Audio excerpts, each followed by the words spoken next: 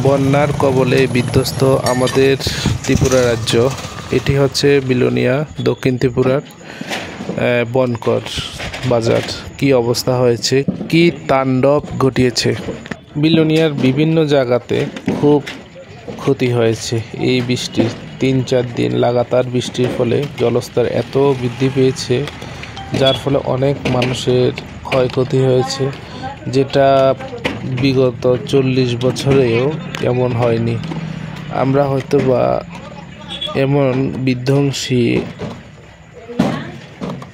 প্রাকৃতিক দুর্যোগ আগে কখনো দেখিনি। এত ক্ষয়ক্ষতির পরিমাণ বলা মুশকিল, অনেক বেশি। জলস্তর বেড়ে যাওয়ার ফলে গ্রামে গঞ্জে সব দিকে বাড়িতে জল ঢুকে গিয়েছিল, যার ফলে অনেক মানুষ এখনও ঘর বাড়ি ছাড়া এখনও শরণার্থী শিবিরে আশ্রয় গ্রহণ করে রয়েছে। বন্যা যে এত খারাপ, এত বিধ্বংসী হয় তা আগে কখনো সচক্ষে দেখিনি। এতদিন আমরা অন্যান্য রাজ্যগুলিতে দেখতাম। এখানে দেখুন, রাস্তাটির অর্ধেক ক্ষয় হয়ে গেছে। আর এখানে দেখা যাচ্ছে যে এখানে অনেকগুলি দোকান ছিল, দোকান সহ পুরাটাই উধাও হয়ে গেছে। আর জল ওই দিক থেকে মোহিনী নদীর জল সব স্রোত হয়ে এখান দিয়ে এসেছিল। দেখুন, ক্ষয়ক্ষতির পরিমাণ তো বলা মুশকিল। আর মোহিনী নদীর দিকে চলুন এবার। মোহিনী নদীর দিকে কি অবস্থা। মোহিনী নদীর জলস্তর এত বেড়েছিল যে দুই পাশের অনেক পরিমাণ জায়গা এখন নদীর কবলে চলে গেছে।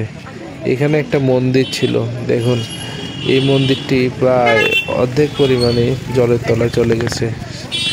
শিব মন্দির ছিল, বিষ্ণু মন্দির এবং মহেশ্বরী মন্দির ছিল। এটা পুরা মোটামুটি এখন জলের তলায়, মহাশ্মশান জলের তলায়।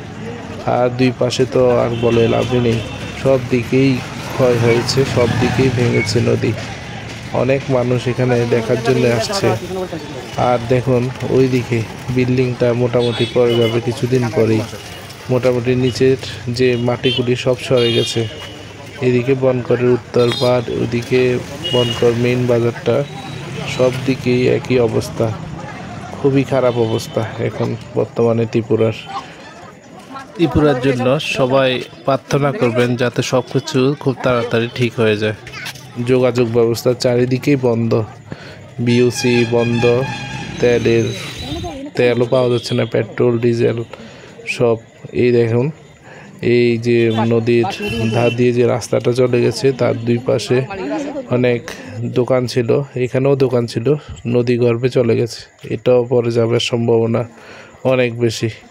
এগুলিকে আর বাঁচানোই যাবে না। কি পরিমাণ যে ক্ষয় হয়েছে, কি পরিমাণ যে তাণ্ডব দেখিয়েছে নদী।